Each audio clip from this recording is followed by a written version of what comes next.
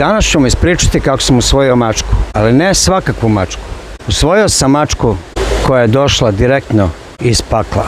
Priča je krenula ovako, imao sam veliku operaciju kičma, šrafovi, pločice, čuda, nisam mogao da radim svoj posao i našao sam posao u pizzeriji da razvozim picu. To je u stvari bilo jedino što sam mogao da radim, a da me ne ošteti fizički još više. I tako, razvozio sam picu i obično sam radio zatvaranje, znači negde od 6-7 popodne pa do 2-3 ujutro, sve zavisi kad se zatvori radnja. Dobio sam jednu adresu koja je baš malo zavučena, što bi rekli, malo van grada i ništa, normala, nije prvi put da tako ljudi žive tamo. Otišao sam i odneo sam picu ljudima koji su tražili. Žena je otvorila vrata, a iz kuće se čulo mnjukanje, baš puno mnjukala.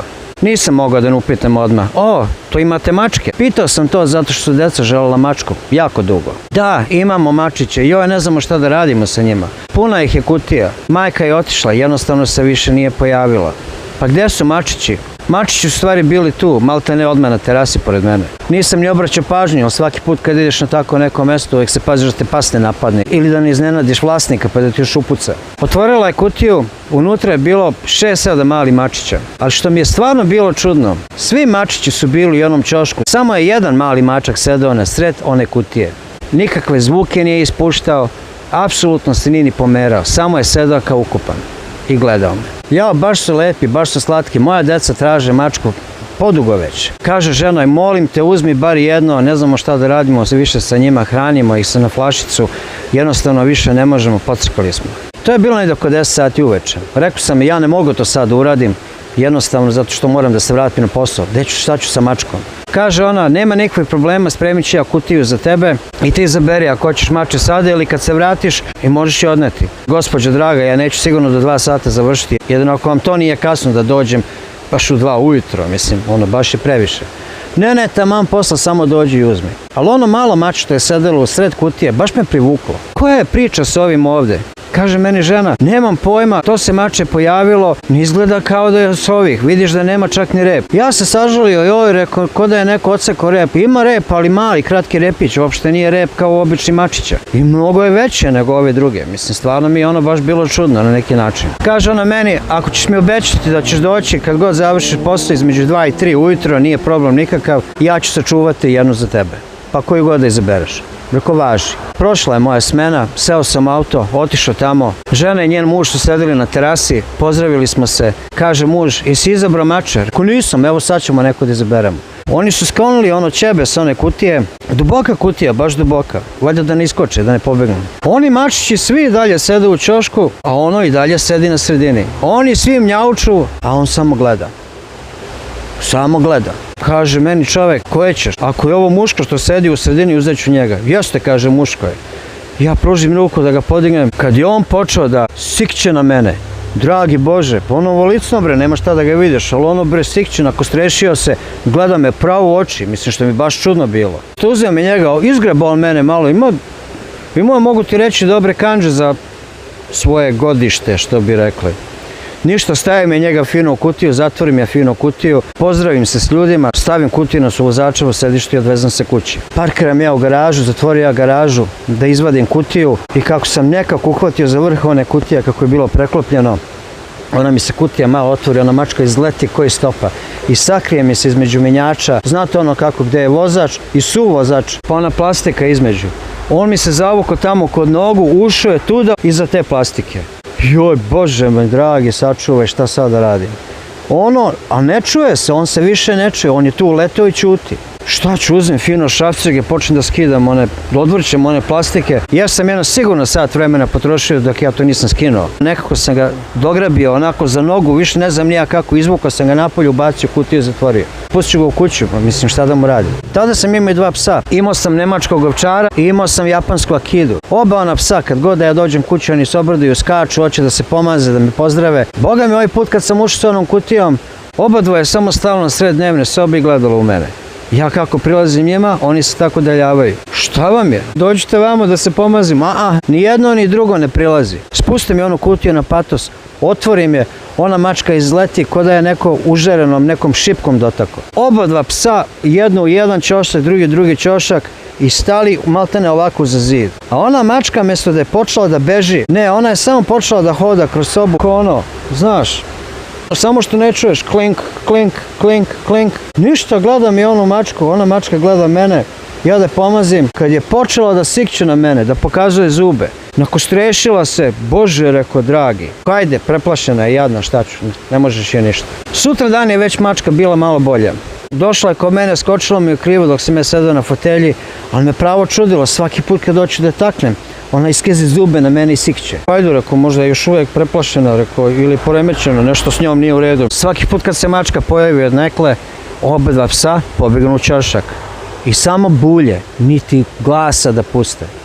Psi koji su uvek u toj kući bili hodali gde su hteli, radili su maltene šta su hteli, dobro, nisu nikad penjali na krevet, na kauč, ali su bili tu uz nas, uz mene. Ide mačor, brate, i sikće na sve oko sebe. Deca, hoće deca mačku, ne smeju deca da je pipnu, bre.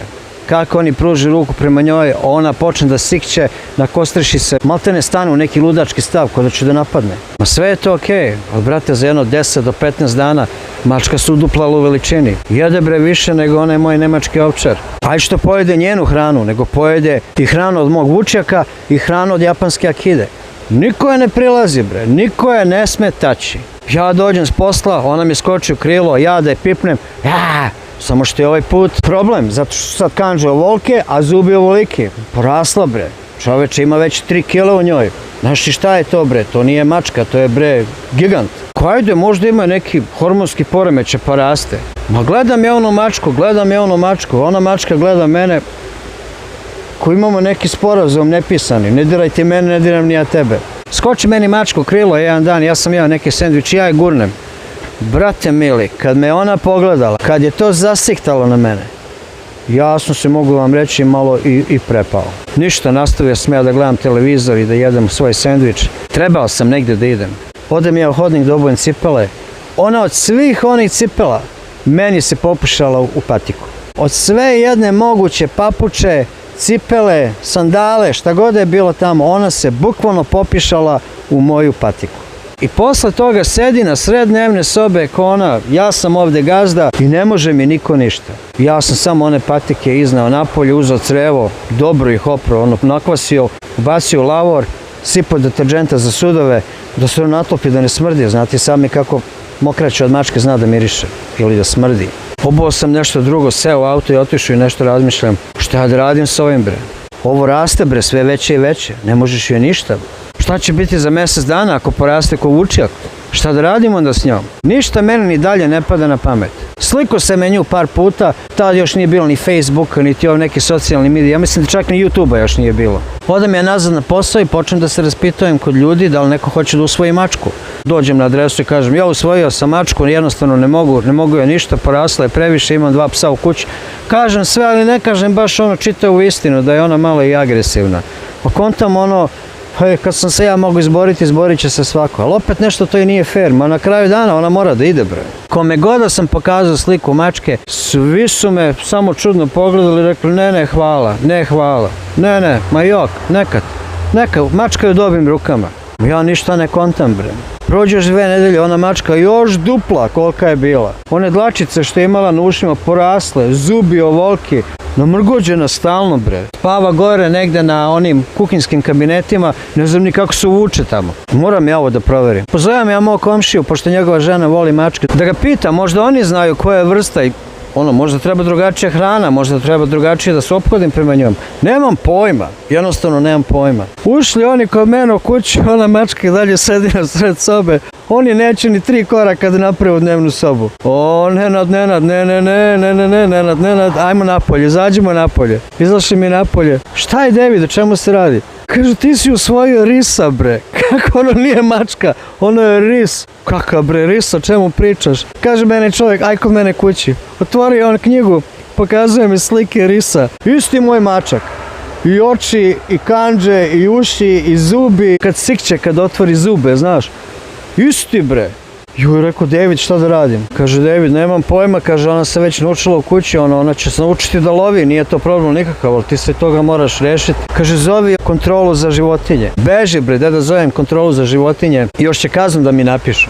Šta onda da radim? Još da plaćam kazne i da im dokazujem da ja nisam tu mačku uzeo iz šume, ili ne znam ni ja kako i šta. Međutim, šta se dogodilo? Nazove mene žena koju sam ja isto doterao picu u kući jedan dan i koju sam ja pitao da li bi ona žela da usvoji mačku. Pitao me, jesi li se ti predomislio da onu mačku pokloniš, ako još uvijek imaš, ako već nisi dao nekome? I on rekao, gospođo, da vam objasnim, ono nije obična mačka, ono je ris. Neka, nije ono ris, ona je obična mačka. Objasni me njoj, bilo njeno ponašanje. Taj mačak je gazda u kući. Nisam ni ja, niti ko drugi. Deca ne prilaze, psi su i dalje po ćoškovima, niko bre ne spava kako treba. Kad sam ja došao do toga da se ja zaključavam u svoju sobu kad spavam, otkud znam šta će budalo pad na pamet da me pojede. Ne, mi smo ovdje sve prodali, mi smo kupili ono kampera i mi ćemo da se preselimo na Floridu. Treba nam mali kućni ljubimac, pa ako hoćeš da nam daš mačka. Nije on više toliko ni mali, on je veličine srednjeg psa. Aj ti njega donesi ako možeš, pa ćemo mi njega da uzmemo. Gospođo, najiskrenije vam kaže, mene strah ja to da uzmem u ruke. Ja mislim da nema kutije koja će njega zadržati zatvorenog. Nego ajte vi dođite pa pokupite mačka pa se vi s njim borite. Kaže meni žena, danas je sreda, mi u subotu ujutro krećemo na Floridu, možemo li mi samo da stanemo, da pokupimo mačka pa mi nastavljamo svojim putem. Odlično! To je za 3 dana, izdržat ćemo ta 3 dana s mačkom, kakav god i šta god da hoće da radi. Mogu vam reći da su to bila najduža 3 dana s tim mačkom. On kao da je znao da negde ide. On je mrzeo sve ispred sebe. Nije da je nešto i ranije volao ikoga, ali brate, ja kako ga pipnem, on me tako izujeda, izgrebe. Ja sam bio u fronclama od njega. Sve sam patike morao da sklanjam iz hodnika. Ne do ti Bog da skineš i ostaviš majicu negdje u dnevnoj sobi. U fronclama je do jutra. Sreća pa namještaj nije dirala, valjda je to bilo okej, nemam pojma. Ali sve moje lične stvari, ako ih da ostavim blizu, ona će to da uzme i da rasturi u komade. Kad sam ja ključeve od auta i novčanik morao da zatvorim u fioku, šta drugo da vam pričam. Prošlo je 3 dana, ding dong, ja otvorio vrata, došli ljudi, stariji ljudi u penziji, već oba dvoje, parkirali ono kampera kod mene ispred kuće. Gde je mačak? Preko enoga na sred sobe koji uvek. Mogu li da uđem? Naravno. Uđe žena, priđe mačku, pokupi ga, kao da se znaju 100 godina. Ja ne mogu očima da verujem šta se događa. Prolazi ona pored mene i kako ga je držala u rukama, on se okrene i wow, i mene po ramenu. Pod cepom i majicu, krv je počela da ide, nije sad ne znam nija šikljala, ali krv, ona žena mene gleda, pa gleda u mačka, pa gleda u njenog muža, pita ona mene da li je ova mačka bila abused. Da li sam ja maltretirao mačku? Ma jok bre, mačka maltretira nas. Ne sme niko da hoda po kući. Ne, ti nju nisi hranio dobro, ti si njoj nešto uradio. Ma ništa nisam radio, vidi kolika je to bre životinja, ne možeš je ništa. Sinoć sam napravio pileća krilca u onom air fryeru, više on pojao nego ja. Ako mu ne dam, počne da me ujeda za nogu i da me grebe, pa to više nije ni lepo. Ne, ja ću uzeti ovu mačku, tebe nećeš je nikad vidjeti. Nema nekog problema, samo vozite. Otvorila ona onaj kamper pozadi, ubacila, seli su napred. To je onaj RV u stvari, nije klasičan kamper da se vuče, nego je ono kao kamiončić napred i sve zajedno i onaj kamper, eto da ga nazovem. Ubacila ona mačka tamo, nisu se ni pozdravili sa mnom, niti mahnuli, ništa, samo su otišli. Prošlo 3 dana, zove mene ista žena, kako vam mogu pomoći? Ja sam samo nazvala da vam se izvinem. Ja sam pogrešila, ja sam vas osudila da ste vi nešto radili u onoj mački. Ja ne znam koja je ono mačka i možda ste bili u pravu, on je možda i bio ris. On je nama pocepao sve što je mogo da pocepa u onom kamperu dok smo stigli na Floridu. Kad smo stigli na Floridu i kad su ušli u ono mesto za kampovanje, što su ranije naručili i parkirali, kako su vrata otvorili, tako je mačak izletao i otišao u šumu. I više se nije ni vratio. Mačak je otišao, ostavio njih na miru, a oni su mene spasili što su ga uzeli. Šta bi ja s njim radio?